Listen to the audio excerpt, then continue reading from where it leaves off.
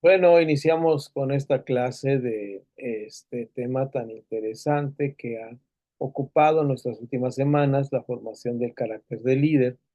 Y estamos viendo una serie de factores que nos ayudan a ser mejores líderes. Hoy estamos en la letra B, que dice análisis, perdón, de la capacidad para liderar.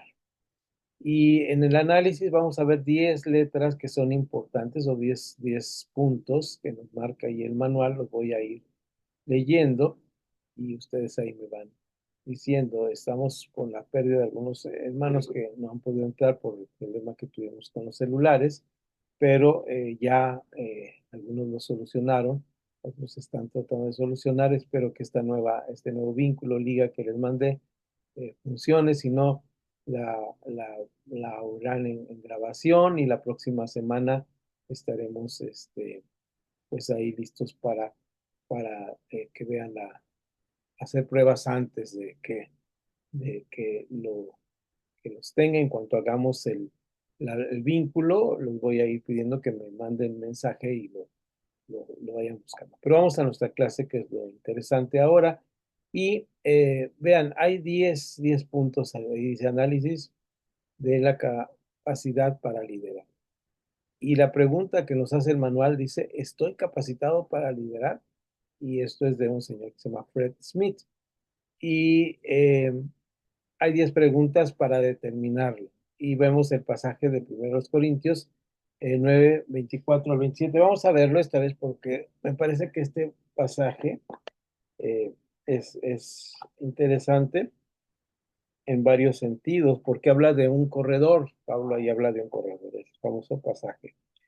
¿No sabéis que los que corren en el estadio, todos a la verdad corren, pero uno solo se lleva el premio? Corred de tal manera que lo tengáis. Ese es el versículo número 24. Todo aquel que lucha, de todo se abstiene.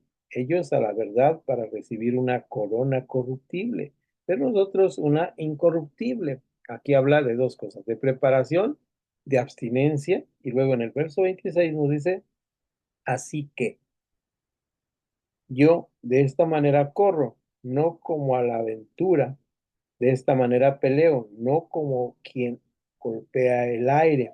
Que ahí viene, después de la coma, el sino que golpeo mi cuerpo y lo pongo en servidumbre, no sea que habiendo sido heraldo para otros, yo mismo venga a ser eliminado. Y este eliminado no significa que la salvación tenga que ganarse, naturalmente, porque no estaría en concordancia con los otros pasajes de la Biblia. El que creyere, dice, ya ha sido entrado en el reino de Dios, sino de nuestra permanencia y de nuestro trabajo en el servicio, naturalmente. Así que a este pasaje le analizaremos eh,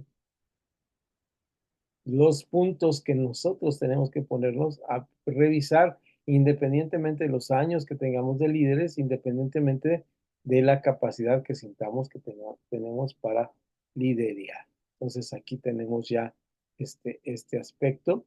Eh, Voy a hacer eh, eh, pues lectura, si me ayudan los que están ahí de mis alumnos, quien me pueda ayudar con el uno, es sencillito. ¿Me ayudas, Connie, con el uno? Es rapidito, son cortitos. Luego me ayuda el pastor Juan con el 2 y luego me ayuda el pastor Sergio con el 3. Son cortitos las preguntas y luego lo analizaremos. Sí, pastor. Sí, dejen, mientras vas leyendo, por favor, así los tres seguidos. Vamos a resumir los tres. Va a ser eh, Connie, el uno, 2 Pastor Juan y 3 Pastor Sergio, ¿de acuerdo? El liderado en el pasado, el mejor pronosticador del futuro es el pasado.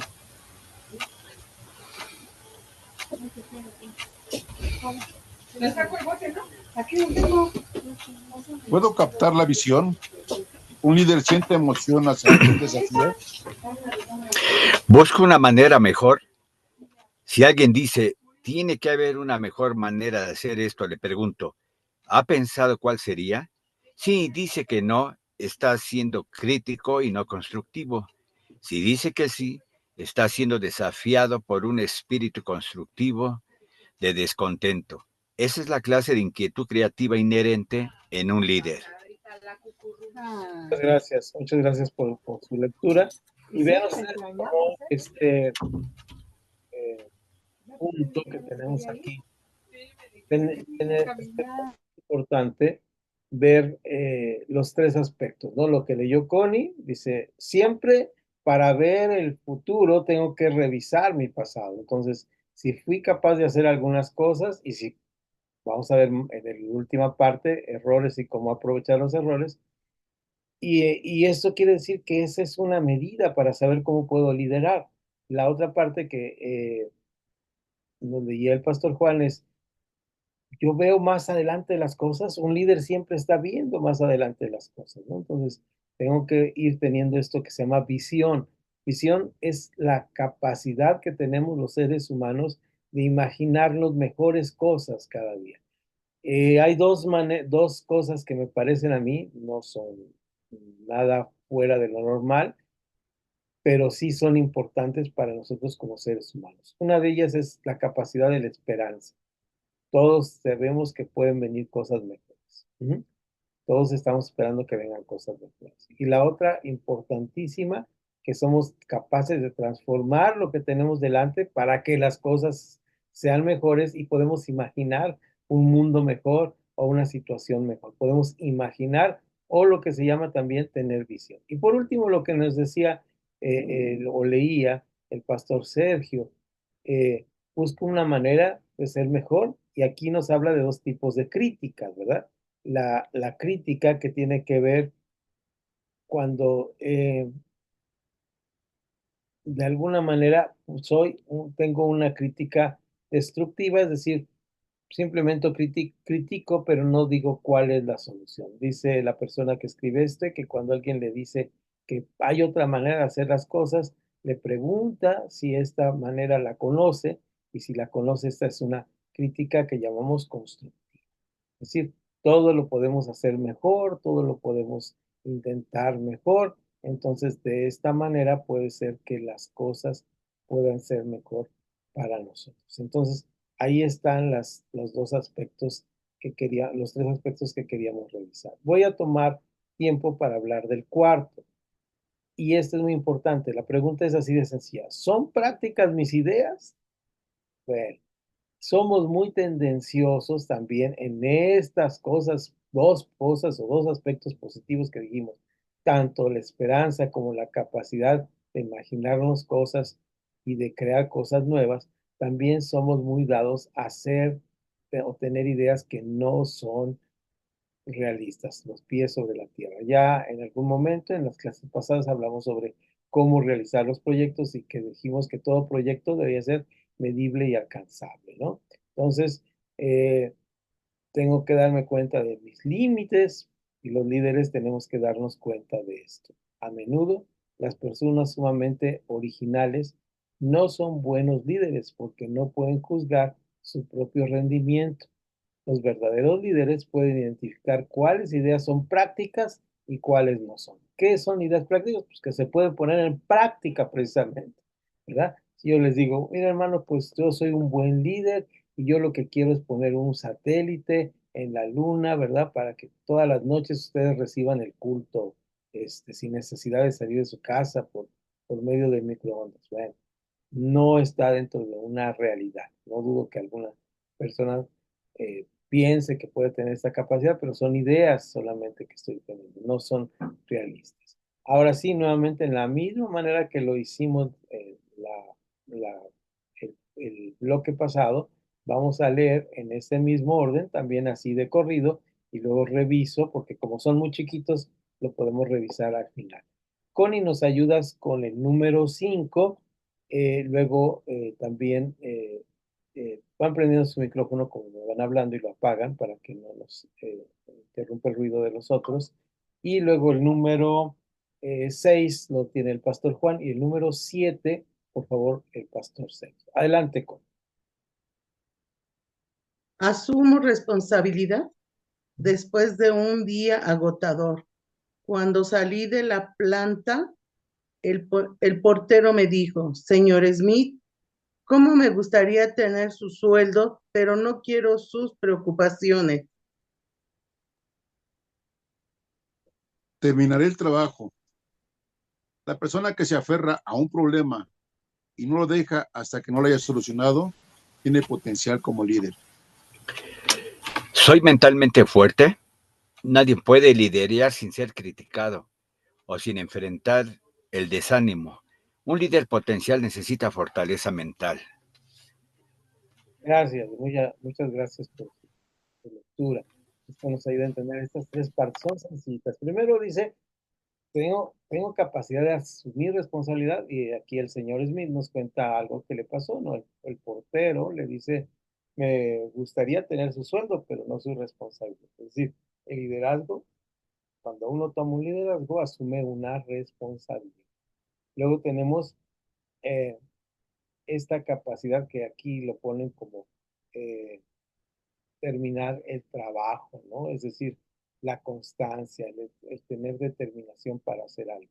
Yo siempre digo en los últimos tiempos de mi vida, de que mis hijas estudiaron, les he dicho, si decido iniciar algo es para terminar, ¿verdad? Si deseo iniciar algo es para terminar. A los muchachos de la iglesia siempre les digo, estudia, sigue adelante, siempre termina tus proyectos. Es importante esta constancia. En el líder es muy importante. Si deseamos tener un liderazgo, eh, pues muy fructífero, tenemos que tener esta capacidad que dice aquí en el número 6 que nos leía el pastor Juan, terminar el trabajo, ¿no? Entonces, terminar el trabajo es importante. Y por último, ser mentalmente fuerte. El desánimo es una de las cosas más terribles que nos pasa, ¿no? Como líderes, yo le digo a las personas que hacemos la pastoral aquí en esta pequeña comunidad, digo, cuando teníamos una iglesia, en donde estábamos antes de donde salimos, donde había 20, 30 familias, si faltaba, si faltaba una familia, pues no nos sentíamos tan mal. Si faltaban dos, apenas nos dábamos cuenta, ¿verdad? Pero ahora que somos tres familias, si faltan dos familias, pues nos sentimos desanimados. Es decir, uno tiene que enfrentar la capacidad de desánimo. Eh, Esto es importante, soy mentalmente fuerte, es la pregunta. Eh, Nadie puede liderar sin esta opción. Ahora sí vamos a ver las últimas tres, lo voy a leer yo. Dice, me he ganado el respeto de mis pares, es decir, cuando hablamos en trabajo, en escuela, de los pares es las personas con que estudia, mis pares son los compañeros de trabajo, así se dice ahora. En el caso de los líderes, pues los pares son los que hacen la pastoral junto conmigo o en iglesias que yo tengo relación, y ahí vamos teniendo este respeto. Me gano el respeto. ¿Cómo se gana el respeto? Vean ustedes que dice, de por sí es bastante difícil tener éxito cuando todos se lo desean, es decir, cuando todos dicen, sí, adelante, tú vas a ser un buen líder.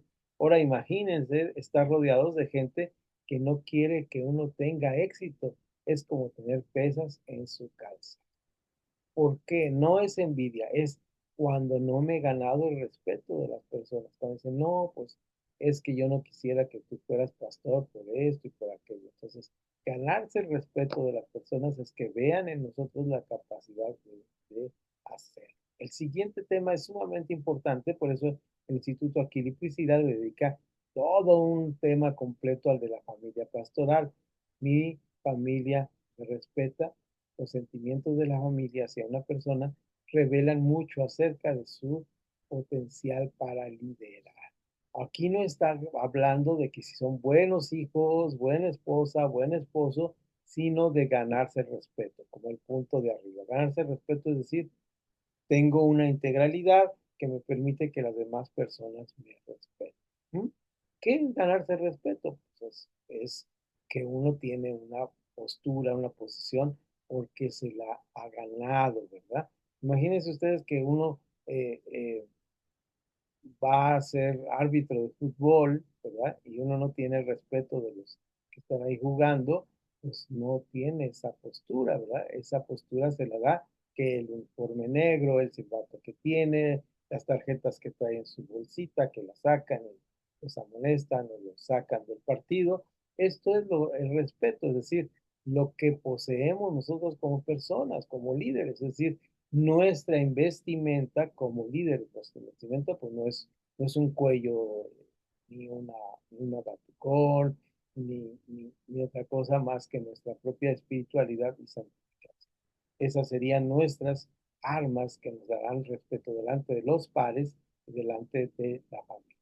Y por último, en este decálogo de las cosas, de las preguntas que me tengo que hacer para hacer un análisis de las capacidades para liderar, es esta que es final. Cuando yo hablo, la gente me escucha, esa es una parte. Los líderes potenciales tienen capacidad para convocar. Ahora, si esta clase la estamos tomando para llegar a ser líderes, o porque ya somos líderes, no significa que tenemos que ponerle a palomita todo para decir, sí, entonces soy líder. No, se trata aquí de revisar las cosas donde tenemos fallas para trabajar en nuestra propia vida, por eso se llama formando el carácter de líder. ¿Ok? Entonces, con esto terminamos esta parte, nomás vamos a discutir, ahora sí voy a pedir que prendan sus micrófonos para discutir esta parte que vamos a ver aquí. Vamos un poco atrasaditos, nos vamos a ir un poquito de desfase del tiempo, pero va a ser útil terminar todo esto. ¿En cuál de estas 10 áreas se siente más fuerte? Por lo que les decía, ¿en cuál quiere ser más fuerte? Es decir, no es un tener fallas, sino como dicen ahora en las calificaciones que nos entregan, nuestra ventana de oportunidad. ¿Cuál es su ventana de oportunidad? ¿Cuál sería? Si alguien quiere comentar, si hay ahí algún comentario, pues yo sí tendría un comentario, porque, por ejemplo, para mí, la parte de lograr, de seguir adelante, siempre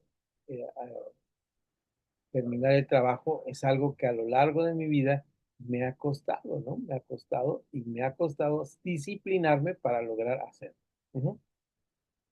Me ha costado disciplinarme para lograr hacerlo. Es decir, tener las estrategias suficientes para lograrlo. Ese es en mi caso. No quiere decir que esto me impide ser líder, sino que me da esta ventana de oportunidad para ser un mejor. ¿Y ustedes tienen alguno? Pastor, pues yo pienso que primero es observarme primero yo misma para poder pues, ser un líder, porque todos tenemos errores y también la visión, como dice aquí, hay que saber también analizar la visión para ser un líder. Y también aquí a lo que yo pienso es el carácter. Hay que saber dominar el carácter para poder analizar a los hermanos o al hermano que venga a pedir un consejo o cómo se tienen que hacer las cosas. Eso es bueno, es lo que yo entiendo, pastor. Sí, Gracias. gracias. Muy interesante tu análisis. Se dan cuenta cómo tiene que ver con esto que decíamos, que venimos diciendo. No se trata de que ya llegué, no se trata de que saqué 10, sino es una ventana de oportunidad para llegar a ser mejor líder. ¿Alguien más quiere compartir? Yo, pastor. Adelante, por favor. Sí, gracias. Pues yo he tenido la oportunidad de liderar principalmente lo que es mi área donde trabajo, que es con los centros de rehabilitación. Y ahorita que decía mi hermana Connie, igual yo también estaba haciendo un recuento, pero el punto donde sí siento yo que me falta más es soy mentalmente fuerte, porque a veces como que veo que lo que yo tengo planeado, voy en este caso con la persona en la cual me tiene que ayudar y no me ayuda y digo, bueno, pues ¿de qué se trata? Mm. Siento que se me cierran a veces las puertas y digo, bueno, pero ahora es diferente, porque está Dios ya. Entonces le pido al Señor que me guíe, que me dé la sabiduría. Pero ahí es donde a veces como que me siento desilusionado de la crítica y decir, bueno, pues, ¿de qué se trata? Pero digo, no, yo le estoy sirviendo al Señor, yo estoy haciendo su trabajo y Él me está haciendo ver dónde debo de prepararme más. Y Ah, es ahí en ese punto donde siento que tengo que fortalecerme más. Eso es todo, pastor. gracias. Bueno, ya hemos analizado, no sé si alguien más. Bueno, bienvenido, Pastor Samuel. Y Pastor, bueno, no estabas en la jugada, pues estamos ahí en la página 23, mi estimado Pastor Samuel, viendo que este es un listado de cosas que queremos ser, no que tenemos que ser para ser líderes, sino que son como ventanas de oportunidad. Pastor Juan, ¿tiene algo que comentar o Sí, pastor. adelante? Yo pienso que antes que nada necesitamos un poco de todas, ¿no? O sea, no tenemos todas, pero necesitamos un poco de todas, porque prácticamente nos capacita para ser un buen líder. O sea, no puedo decir, soy fuerte en esto. Bueno, hay unos que son fuertes en unos aspectos, pero yo al menos al ver las 10 análisis de líder, y digo, pues yo necesito prácticamente de todas en lo personal para ser un mejor líder. A lo mejor ¿cómo se llama? En el 10 como que un poquito yo digo, soy bueno para esto, en el 6, pero yo pienso que en lo personal yo necesito de todas para poder ser un mejor líder. Gracias, Pastor Juan. Buena observación. De alguna manera tendríamos que estar revisando siempre este listado, preguntándonos estas preguntas. ¿Qué tan bueno soy como esto? Algunas, como dice el Pastor Juan, sí, yo siento que en eso estoy un poco fuerte, pero seguramente siempre será una ventana de oportunidad para seguir adelante. Leímos en 1 Corintios 9, 24 al 27 la parte de ser un buen corredor. Entonces, nos pregunta, ¿qué necesita una persona para ganar una carrera? Dice, prepararse, ¿verdad? Dice, nadie hace, luego dice, ¿qué necesita? Abstenerse de cosas. ¿Qué más necesita? Pues necesita estar entregado para ganar y saber que va a un camino. Estos versículos, pues, nos dan para una predicación, ¿verdad? ¿Qué se necesita para vivir la vida cristiana? Y notar que el versículo 27, cuando dice que sea reprobado, rechazado, no significa reprobado en cuanto a la salvación, sino en cuanto a mi trabajo como líder, porque aquí nos está hablando de un trabajo de liderazgo, ¿no? Pablo está hablando de un trabajo de liderazgo. Y por último, antes de terminar la página, si no me equivoco, que no ver mi manual para ver si estoy aquí extendido. Sí, esa es la última de la página, dice, ¿en qué se diferencia el liderazgo en el ambiente de una empresa y el liderazgo de una iglesia? Esta pregunta final es importante. ¿Por qué? Porque en el liderazgo de una empresa hay objetivos materiales y en el liderazgo de la iglesia hay objetivos espirituales que no necesariamente son contabilizados monetariamente. Es decir, no es posible pensar que una iglesia es una buena iglesia por la cantidad de recursos que tenga. Es una iglesia por la capacidad que tenga de hacer discípulos. Al final el Señor sí puso la iglesia es del Señor y es el cuerpo de Cristo, pero sobre todo el llamado es ir y hacer discípulos a todas las naciones, ¿no? Entonces, nuestra capacidad de discipulado, es decir, lo que ustedes están haciendo en su iglesia, los que vienen detrás de nosotros van siendo nuestros discípulos. Entonces, esto es sumamente importante. Pasamos, por favor, voy a volver a poner de anclaje que no me vea. Para pasar a la siguiente página, terminamos con esto en la página 23, pasamos a la página 24, y también, este es más cortito, costo del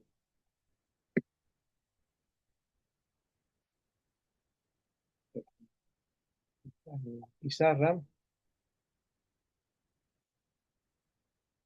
Ahí está, el costo del liderazgo. Vamos a trabajar en él, es otra persona, Rich Nathan, y aquí nos habla, está dispuesto a pagar el precio. Alguien tiene por ahí Juan 12, 23 al 26, lo puede ir leyendo en voz alta mientras nosotros preparamos 5 puntos es la mitad. Ahora, pues, dejen revisar si sí o si les estoy. Ahí está, sí, sí. Jesús le respondió diciendo, ha llegado la hora para que el Hijo del Hombre sea glorificado. De cierto os digo, que si el grano del trigo no cae en la tierra y muere, queda solo, pero si muere, lleva mucho fruto. El que ama su vida, la perderá, y el que aborrece su vida en este mundo, para vida eterna la guardará. Si alguno me sirve, sígame, y donde yo estuviere, ahí también estará mi servidor. Si alguno me sirviere, mi Padre le honrará. Gracias, Pastor Juan. Este pasaje del grano de semilla es muy interesante en muchos sentidos. La visión que a veces nos da es como una visión pues romántica de que muero como grano de trigo, que tengo que deshacerme de mi yo. La realidad de la vida es que nuestro yo nos sigue y nos persigue toda la vida, ¿no? Es algo que está ahí, pero la paradoja es lo más interesante. Esa discusión si el grano debe morir, que si debo morir a mi yo, bueno, es un punto de la espiritualidad que puede llegar a ser interesante y quien lo practica me parece gente muy espiritual. Sin embargo, la paradoja, si muero vivo, ¿verdad? Si estoy cayendo como el trigo, si estoy muriendo, estoy dando fruto. Aquí lo importante no es morir, no es dejar de ser yo, no es borrarme del mapa de la tierra, no es ser un miserable y sentirme. Por eso Jesús dice, miren a los fariseos como ayunan y no se trata, seguramente será un trabajo espiritual el que Dios está haciendo en nuestras vidas, tratando de darnos humildad, si es bueno, pero más importante es caer en tierra para morir y para de este morir dar un fruto adecuado. ¿Y este fruto en qué sentido va? Vamos a ver estos 5 aspectos de que tiene un costo el liderazgo. Si muero en ese sentido y si pierdo en ese sentido el costo que tiene el liderazgo. Y es una cosa muy interesante porque tenemos que, cuando nos metemos algo, tenemos que saber a qué nos metemos. Me recuerda mucho ahora que llegan acá nuestros celulares, algo que dice, te podemos prestar 30,000 pesos. Y uno dice, ah, mira qué bien. Bueno, sí te podemos prestar, pero ahí te dicen el capo, no sé cómo se llama eso, pero te vamos a cobrar tanto por mes y le multiplica y uno dice, ah, pues no soy capaz de eso, ¿ah? Usted me podrá prestar, pero yo no soy capaz de eso. Mi capacidad de pago no es eso. Entonces, ese es el costo, es exactamente qué me va a costar. Para estar ahí tengo que meterme primero al primer punto, el precio de las proyecciones de la gente. Los líderes de la iglesia pueden llegar a ser el blanco de los sentimientos negativos de la gente hacia figuras de autoridad en su pasado. Es decir, cuando usted está ofreciendo un liderazgo, ahorita voy a aumentar una más que he visto y que he estado mencionando con mi esposa en días pasados, pero el primer punto es este tan importante. Hay personas que tienen un pasado donde la figura de autoridad es terrible, ¿no? Y entonces guardan tantas cosas en su corazón, tanto odio, rencor, y cuando uno con la pastoral les dice, hermano, pues por ahí no camines porque puede ser peligroso, para ellos es una agresión. Y a menudo se espera que los líderes paguen las cuentas de otros, es decir, las cuentas en todos los sentidos, tanto económicas como lo que me hizo mi papá o mi tío, pues ahí está. Me recuerda mucho a mí esto cuando lo leí esta tarde, cuando lo releí esta tarde. No lo pensé el día de ayer que lo estaba leyendo, pero hoy que lo releí hace unas 2 horas, me recordó mucho algo que le dijeron a la persona que hace la pastoral donde nosotros nos reunimos. Él es joven y le hicieron una mujer, dice, sí voy a su iglesia, pero dígame si usted es misógino. Es una pregunta que no se le hace a una persona. Yo le contesto y le dije a este hermano, pues dile, ve, conóceme y ve si soy misógino. Pero yo noté, no se lo dije ni a la persona que hace la pastoral, ni se lo diría a una persona, pero yo digo, en mi corazón nació la pregunta cuando me dijo, ¿qué le harían a esta mujer para que piense de esta manera? Y ese es el punto. Es decir, nosotros como líderes tenemos que pagar las cuentas de otros. queda claro este punto y entonces estamos en esta situación. Somos objeto de pagar la cuenta del liderazgo. Siguiente, el número 2, lo leo también. En algún momento que ya mis ojitos se cansen, les pido ayuda. El precio de ser un pararrayos. Un amigo decía, eh, una, ¿cómo se llama esta cosa? Una pera de boxeo, ¿verdad? Un costal de entrenamiento de boxeo, un pararrayos. Todo lo que pase, todas las cosas malas, pues puedo golpear al pastor, ¿no?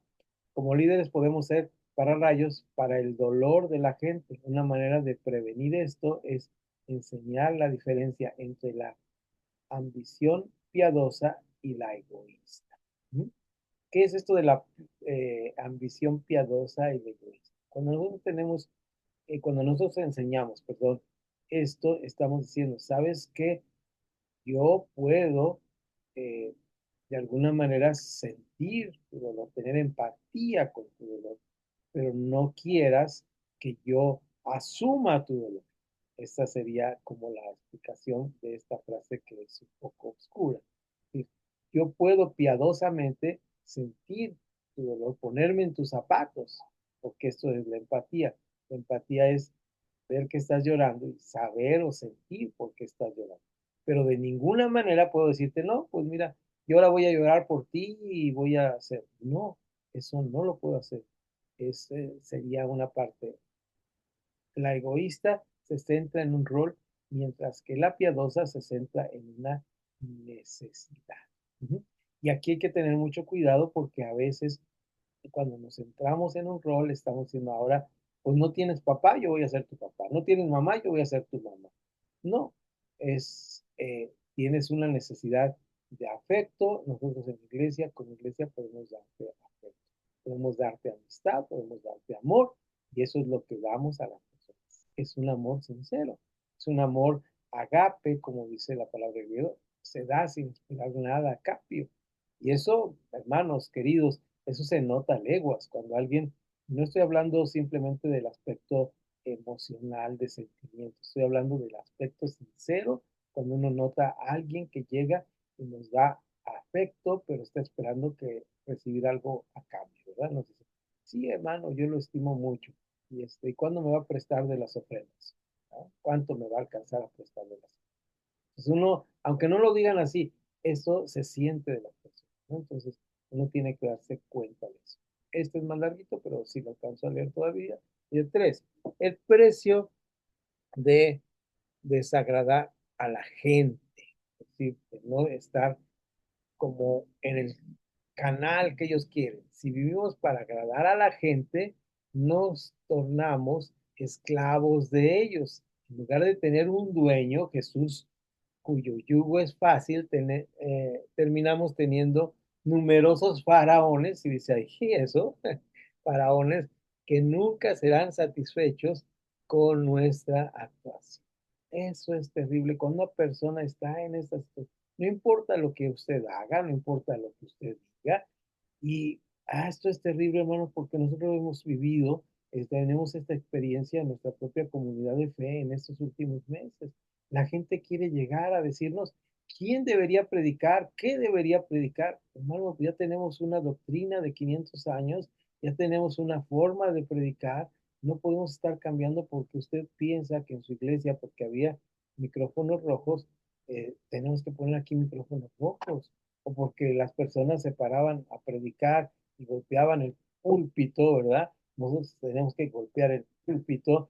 No, nosotros tenemos un estilo, una forma, y no, aunque le satisfagamos en eso, yo le decía a la, que hace, la matrimonio que hace la pastora aquí, aunque le hagamos caso y hagamos satisfactoria su petición, va a salir con otra. En lugar de tener un Jesús, que es fácil, tenemos un varón que nunca será satisfecho por nuestras actuaciones. No importa lo que hagamos. Las personas de buen carácter, como borrado ahí, carácter, no quieren que se los adule ni que se les mienta.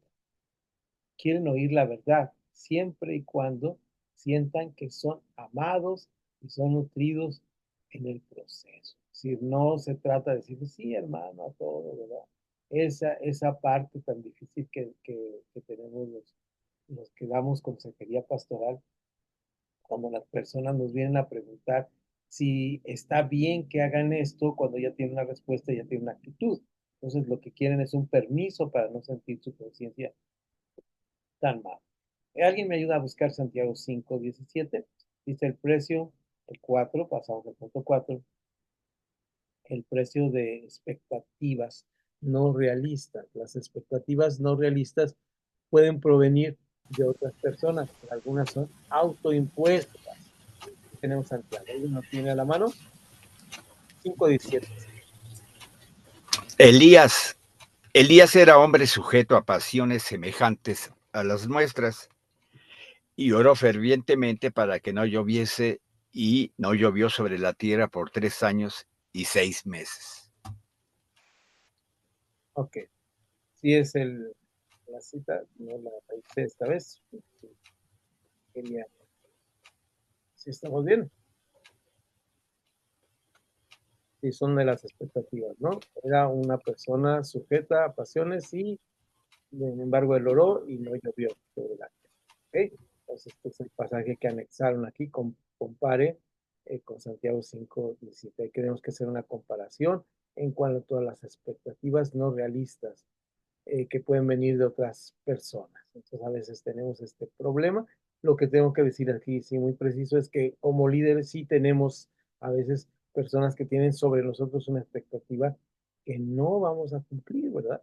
Entonces, eso es así. En el caso particular, no podemos llegar a hacer cosas que no somos, y tener actitudes que no tenemos, sino tenemos que tener los pies sobre la tierra y decir, así es como funcionamos en el liderazgo.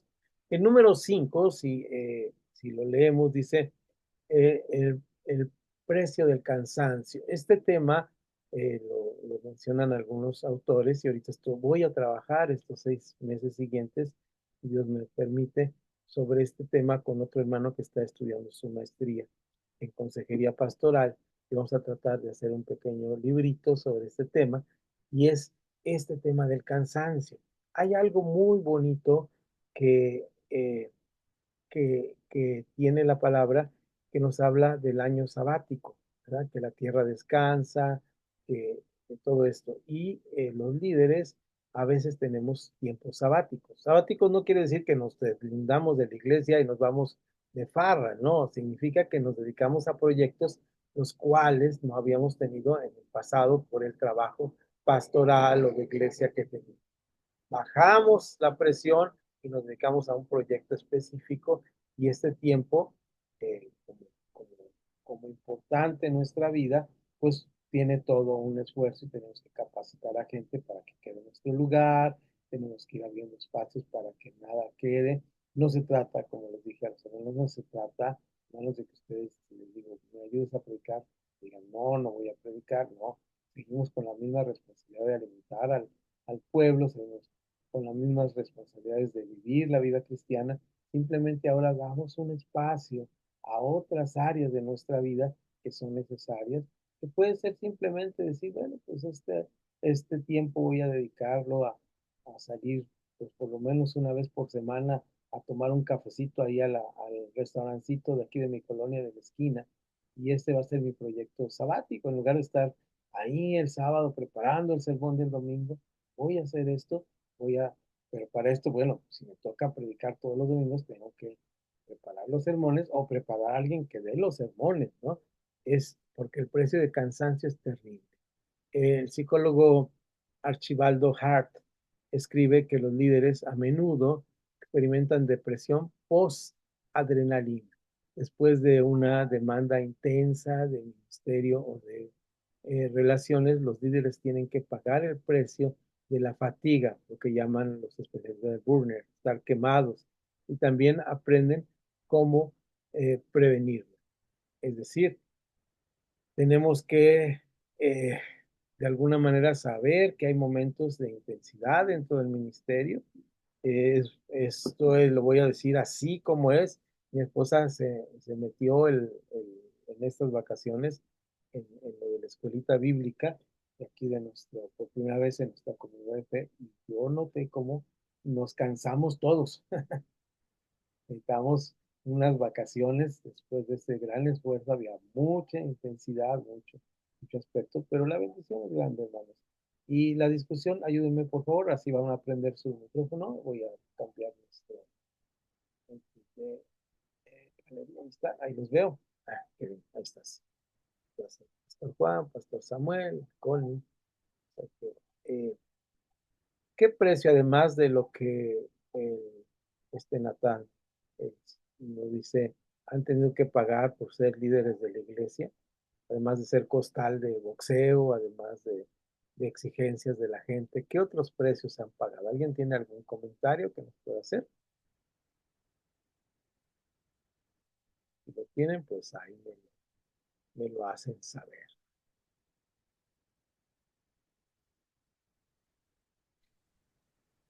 Yo creo que Bueno, una de yo las creo cosas que Adelante, ¿quién empezó? no, que empiece el negro, si no después se enoja. Adelante, pastor. ¿No? ¿No iba usted, pastor Samuel? Adelante, pastor Samuel. Evelio, ¿qué hace enojó el escuché, negro? escuché la voz, el santo de mi devoción, dirían por ahí. Ok, creo que una de las cosas que el precio que pagamos es que la consejería que damos supuestamente es aceptada, pero más que nada es menospreciada. Dirán por ahí, escucho ahorita en público, pero en lo oculto, ahí detrás, pues están diciendo no, no, no es cierto como él dice. Y entonces, pues todas las cosas, aunque sí duele eso, ¿no? Pero pues Dios en su grande misericordia nos ha mostrado algo que cuando más menosprecian, más consecuencias tienen. Entonces, pero sí, sí puede el que tú estés esforzándote en buscar un consejo para la persona o para la misma iglesia, y cuando ese consejo es menospreciado porque la enseñanza que ya traen ancestral, voy a decirlo así, pues hace que menosprecien la situación sobre de uno. Eso creo que son los precios, porque dices, pues sí, sí me da para abajo, ¿no? Claro. Pero la realidad es que nos damos cuenta que Dios es con uno. Eso es todo. El Gracias, siguiente. gracias, pastor Samuel. Adelante, pastor Juan, gracias por darle el Lo primer. que pasa es que ya me ganó todo lo que iba a decir, pastor. Ah, Pero fíjate que una de las cosas también que muchas veces pagamos el precio es el menosprecio.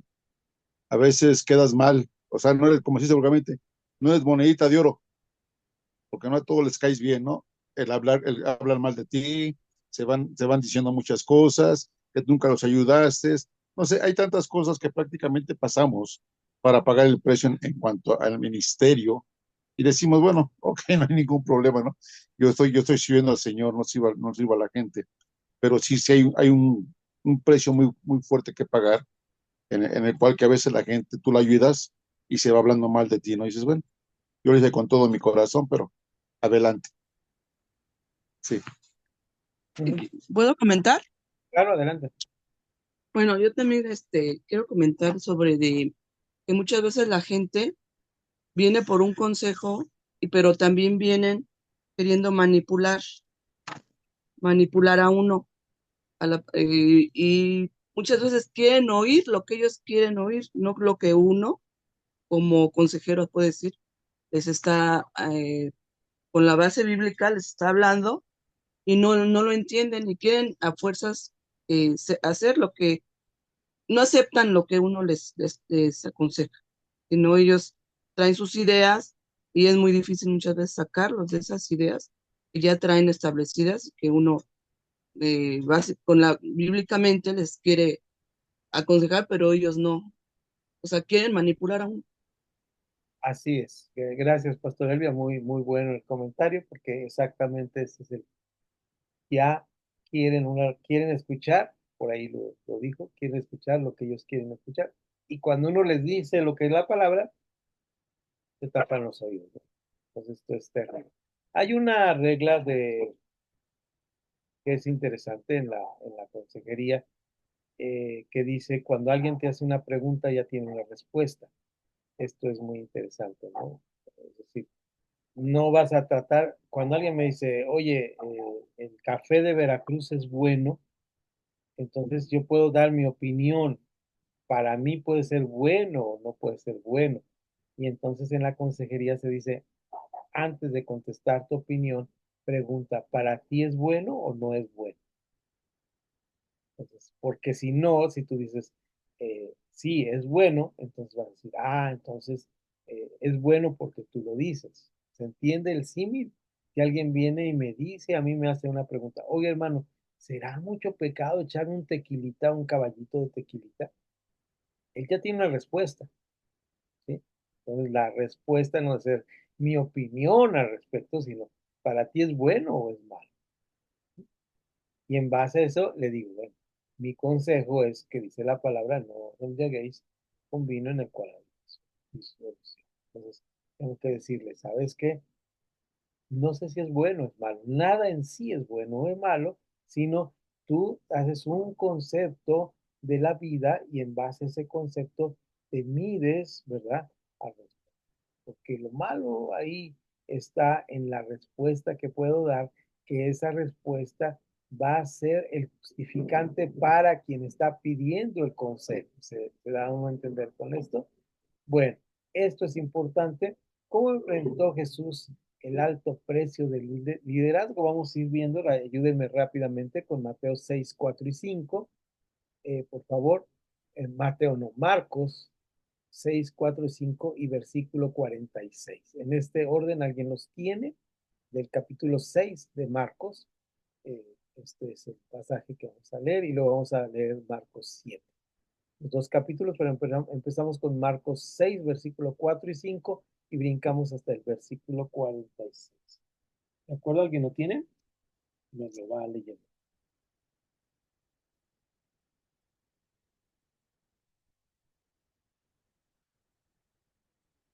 No, lo busco.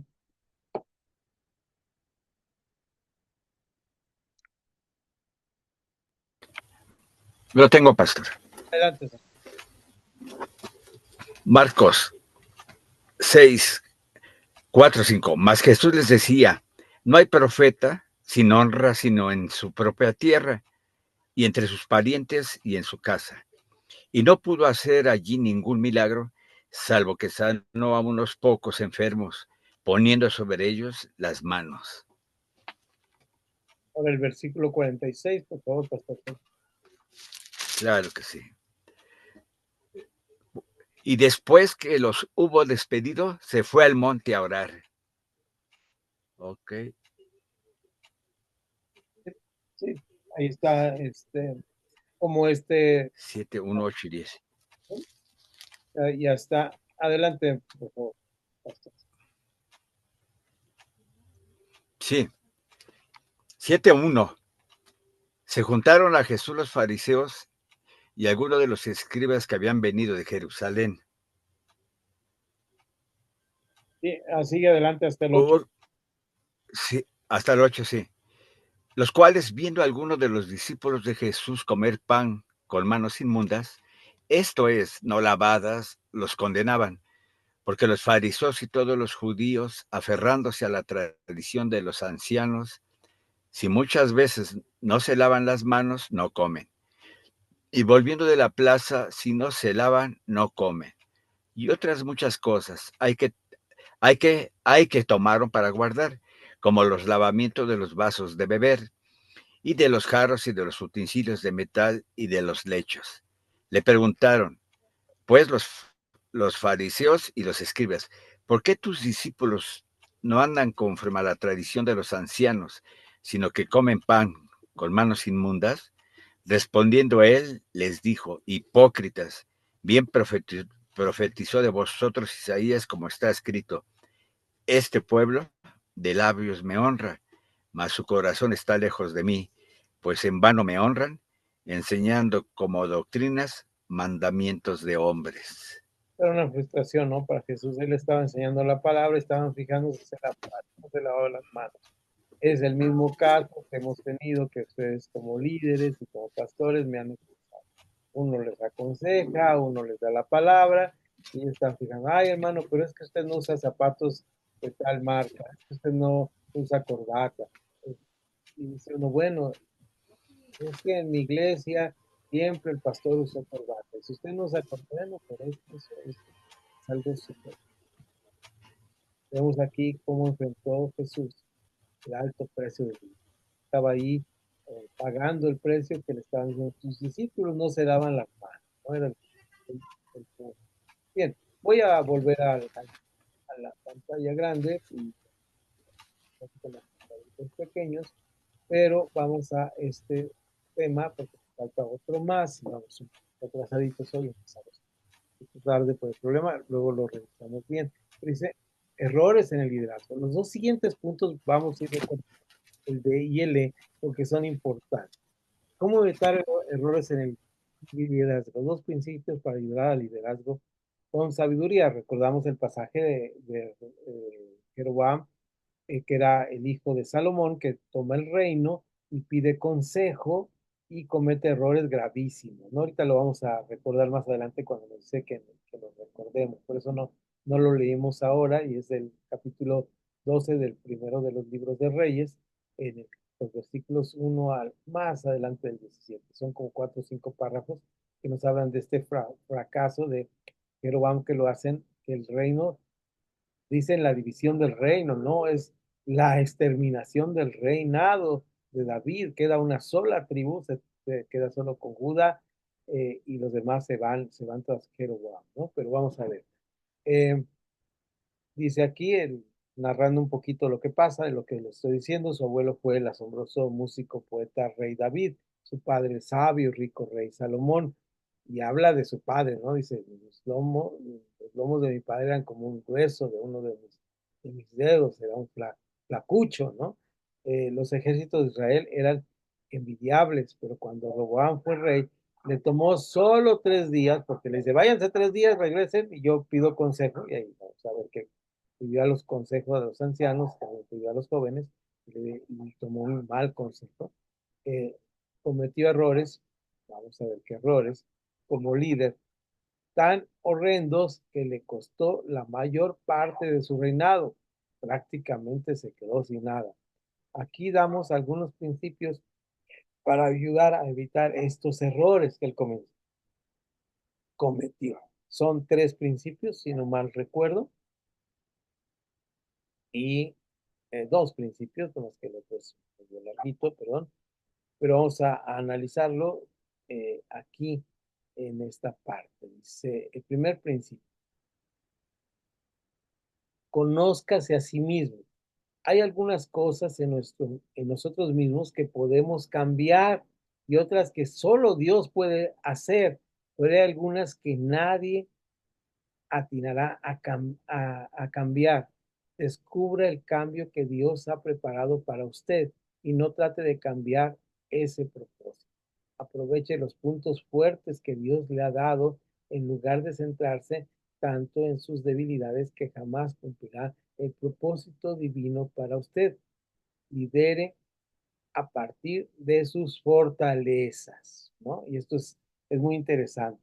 Un ejemplo que yo a veces doy y lo digo como no como un reclamo hacia nadie, sino como una situación que me pasó. En una ocasión con el yo estaba como líder de jóvenes, teníamos al músico y el músico una vez le dije, mira, yo te prometo no cantar si tú te prometes no predicar. Y era una broma, él después fue pastor y es un gran predicador, pero una broma no por él, sino porque yo era muy mal cantante, yo soy muy desentonado, tengo poca voz agradable para cantar, entonces pues hay cosas que no voy a hacer, no puedo hacer, entonces, pero no me voy a centrar ahí para decir, no puedo tener liderazgo porque soy un mal cantante, simplemente me doy cuenta de mis limitaciones, debemos darnos cuenta de nuestras limitaciones. Sea aprendiz por la vida, eso es importante. La alternativa, aunque común, es mortal. muchas personas aprenden una manera de hacer algo, luego luchan para asegurarse de que siempre se haga de la misma manera. Aquí tenemos que decir algo que les he dicho en varias clases. Tenemos que tener la capacidad de desaprender para aprender cosas nuevas, ¿no? La historia está plagada de empresas, iglesias, organizaciones, ocupaciones y personas fracasadas que se niegan a seguir aprendiendo cambios. Es decir, el fracaso se da cuando no estamos dispuestos al cambio. Un aprendizaje de por vida es más bien un modo de pensar que un régimen, es un modo de pensar. Todo es susceptible de cambio y todo puede cambiar. Eso tenemos que darnos cuenta de esto. Ahora, aquí, antes de seguir con el siguiente punto y seguido, tenemos que darles la nota de lo que estoy diciendo. Se trata de la forma y no el fondo. ¿Cuál es el fondo? Pues la palabra de Dios. Hay cosas que son, como les he dicho, inamovibles. La palabra de Dios no podemos moverle, pero hay muchas formas, como les dije en la parte anterior que vimos en la clase, donde alguien viene y me dice, hermano, pues no me gustaría que usted predicara ahora eh, con poquitos de Navidad atrás. Yo tengo que estar dispuesto a ver si esa forma funciona y estar dispuesto al cambio, ¿verdad? No quiere decir que nos vamos a aceptar todas las cosas que nos digan. Tampoco dijimos que no teníamos que tener nuestros propios faraones que nos digan cómo hacer la iglesia, pero sí tengo que estar dispuesto a decir, sí es posible que haya un cambio, sí es posible que sea una forma distinta. Voy a poner un ejemplo muy concreto. Imagínense ustedes que yo viejito como estoy, viejito ya de 65 años, dijera, no, cuando mi mamá y mi abuela iban a la iglesia allá en Gilgal, ¿verdad? En Zacualpan 30 con el pastor Galvez, todas llevaban velo y todas llevaban falda. Y yo no estoy dispuesto a entrar a una iglesia donde no haya personas con velo y que no tengan falda, que usen pantalón. Yo no voy a predicar en la iglesia. Wow, tengo que estar dispuesto. No estoy, y bien, estoy viendo la forma, no el fondo. Tengan cuidado con esto. Entonces, hay que estar dispuesto al cambio, ¿verdad? Eh, Dice aquí, esta forma de pensar es una elección. Si ya ha hecho esa elección, aquí le damos algunos consejos prácticos para que pueda seguir ese cambio. Y los consejos prácticos están en la siguiente página, lo vamos a leer rápidamente. Y me gustaría terminar por lo menos esta parte. Sepa cómo se aprende. Busque el ejercicio mental que más le guste y obtenga salud mental. Es decir, siempre tengo que estar aprendiendo. Esté dispuesto a probar nuevas maneras de aprender. Les he platicado este ejemplo de cómo es la mente humana, que siempre va por el mismo camino y de repente alguien nos dice, no, estás ahí en la montaña, puedes bajar por otro camino y hacer menos tiempo. Y decimos, no, porque ya conozco el camino. Esté dispuesto a aprender cosas nuevas. Hágase responsable por aprender. Diseñe su propio plan y y verifique sus logros. Haga su propio plan de aprendizaje y verifique sus logros en cualquier área. Tan sencillo como decir, yo quiero conocer las capitales de los estados, yo quiero conocer algún aspecto que me ha interesado y quiero pues, ver un documental cada 8 días, 20 minutos, quiero apuntar en un cuaderno lo que aprendí ahí. Eso es una forma de aprendizaje. No se diga aprender otro idioma, que puede ser desde inglés, francés, portugués, hasta nuestros propios idiomas de nuestros pueblos originarios, y ir calificándonos qué vamos haciendo ahí. Estudie errores. Periódicamente hago una lista de esos errores y anote una elección que debe aprender de cada uno de ellos. Bueno, leo ahí porque me lo salté, el renglón aquí, pero dice, anote, ya lo moví, una elección que debe aprender de cada uno. Luego anote las críticas que otros le hacen y las lecciones a aprender de cada uno. Cuando yo tomo una mala decisión, voy a poner un ejemplo de la vida cotidiana. Si yo tomo la decisión de ponerle 3 cucharadas de azúcar a mi café porque quiero probar eso, porque siento que así es. Y bueno, no me lo tomo, lo dejo ahí. Alguien me va a decir, ves, por no ponerle 3 cucharadas no te lo tomaste. Entonces, recapacito y cuando al final del mes digo, este error cometí. Estoy poniendo un ejemplo superfluo de la vida real, pero hay muchos errores que cometemos que decimos, tómalos en cuenta. Aprender de los errores es importante. Sobre todo cuando esos errores traen consecuencias, ¿eh? Sobre todo cuando esos errores traen consecuencias. Eh, un error que a veces me ha pasado, me ha tocado a mí ver en estos días, es esas famosas que le clonan a uno sus tarjetas o su cuenta de WhatsApp o no sé cuántas cosas que le mandan a uno. Entonces uno aprende de los errores de otras personas. Entonces, uno está atento a decir, ¿sabes qué? No voy a seguir por ese camino porque es un error cometerlo. Eso es un error simple de la vida real, pero tenemos que ver los errores. Ahora, no se diga de los errores que cometemos con las personas que amamos, ¿verdad? A veces somos fuertes en lo que decimos, a veces lo decimos con mala intención, a veces no tratamos a las personas como deben ser tratadas, y entonces esos son los errores que tenemos. Y por último, tenemos esta parte que dice, ore, dígale a Dios lo que ha estado aprendiendo, pregunte lo que necesita saber, lleve un registro de sus oraciones y las respuestas de Dios. ¿Sí? Nuestro, siempre he dicho, el devocional nuestro, la relación con Dios necesita un cuaderno de anotaciones. Es bueno tener. Eh, Actualmente las computadoras y los telefonitos tienen algunos sistemas de diarios y todo esto, nos puede servir para esto. Hago una lista ya de discusión, algunos errores de Roboam cometió como líder, los revisamos rápidamente, los recuerdo primero, les digo, váyanse 3 días para contestar, ¿verdad? ¿Qué querían? Que les bajaran los impuestos que les había puesto Salomón. ¿Qué dijo? Voy a tomar consejo. Los ancianos le aconsejan, hazlo, para esa vas a ganar la beneficio del pueblo. ¿Qué hizo? Tomó el consejo de los jóvenes, que fue lo que le causó que su reinado desapareció. O sea, que el reinado de Israel, como lo conocemos, quedó en el norte, el sur solamente quedó con eh, Roboam, perdón. Nombre un error que usted ha cometido como líder. ¿Qué aprendió de ese error? Bueno, lo vamos a hacer aquí en personal, pero ustedes lo revisan.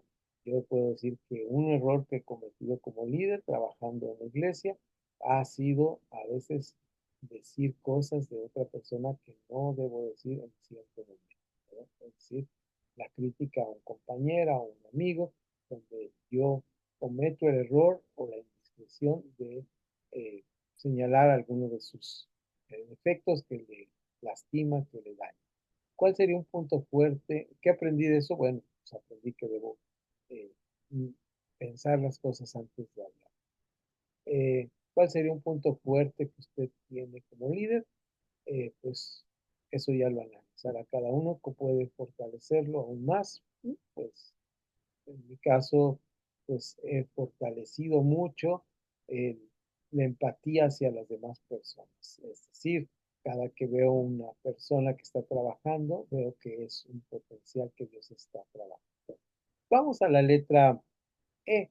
Voy a darle, si me permiten, si está bien, pónganme dedito arriba si tienen unos minutos más para de una vez terminar esta parte, por favor.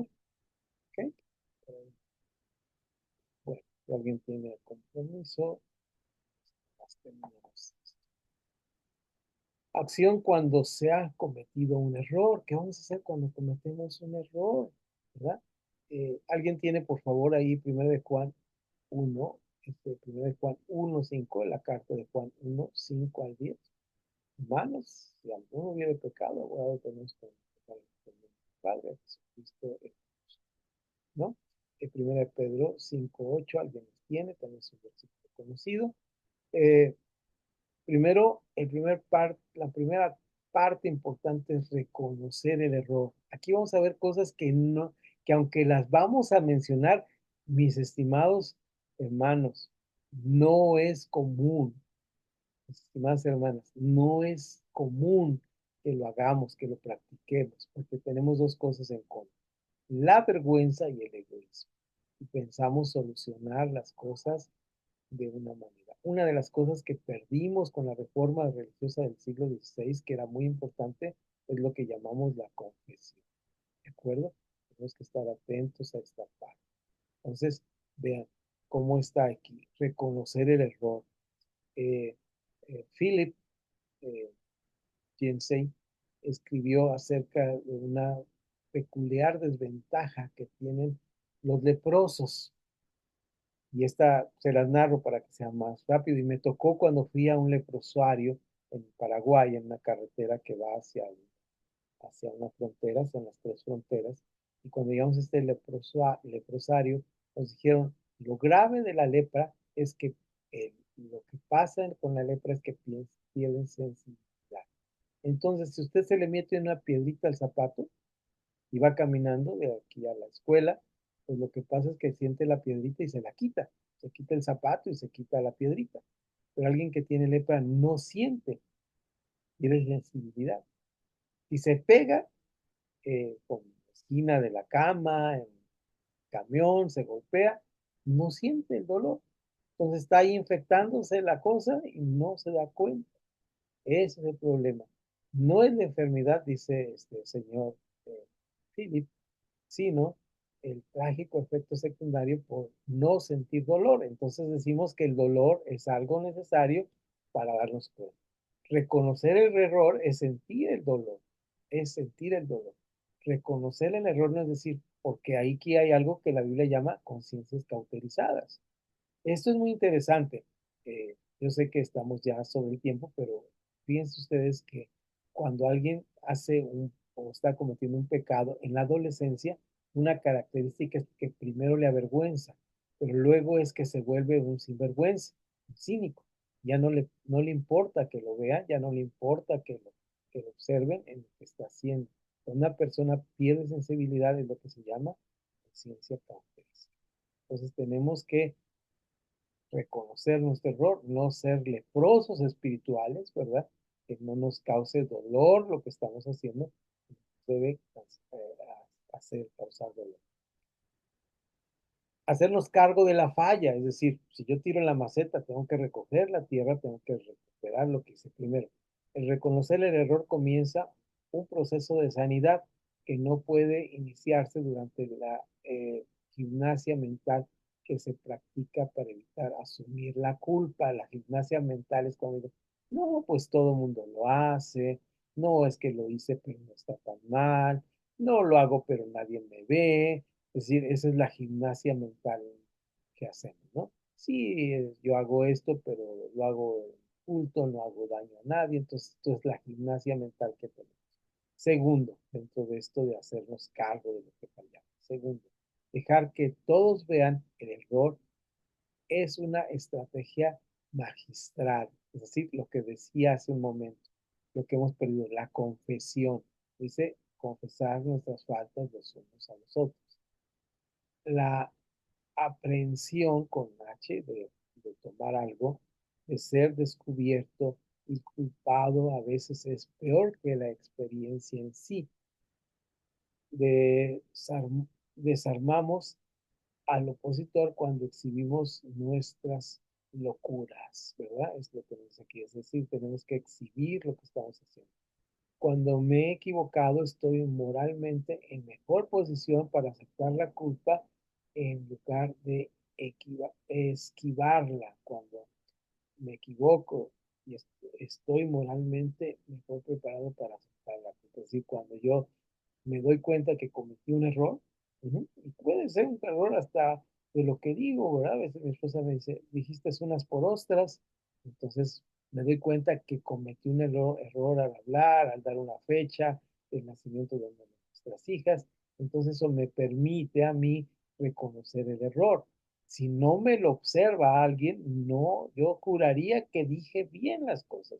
Yo diría que estaba bien. Entonces, esto es cuando algo simple de la vida, pero en la vida de nuestra actividad hacia los demás, pues tenemos que tener cuidado con esto, de procurar ocuparnos de reparar el daño. Si hacemos un daño, debemos repararlo. Y por último, confesar el fracaso. ¿Qué pasos, pregunta, qué pasos deben darse cuando nuestros errores son pecaminosos? Esto es lo importante, porque estamos hablando de errores normales, pero hay errores que son pecaminosos, es decir, estamos faltando a Dios. Nadie puede progresar si hay pecados habituales. No estoy hablando de algo que pasa por nuestra mente, no, estoy hablando que algo que ya está dañando mi vida espiritual. La base es esta. Yo soy responsable. Hasta que no comprenda y exprese mi responsabilidad, estoy agravando mi error. Sin embargo, cuando lo reconozco, lo admito y confieso mi error, doy lugar a la posibilidad de aprender, y de crecer por ello. Y aquí en la discusión que puede llegar a ser más personal y termino con esto que quería ver, pues que tengo por acá separado. Vayan ustedes a Primera de Juan. Ya se me cayó mi papelito, pero aquí, pues, rápidamente, a limpiar.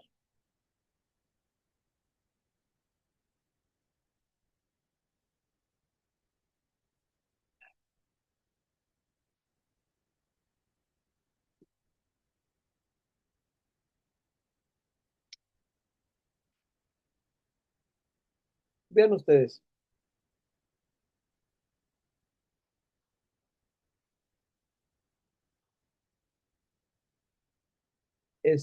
voy a enfocarme en el versículo 9:10. Si recibimos el testimonio de los hombres, mayor es el testimonio de Dios. Porque este es el testimonio con que Dios ha testificado acerca de sí. El que cree en el Hijo tiene el testimonio en sí mismo.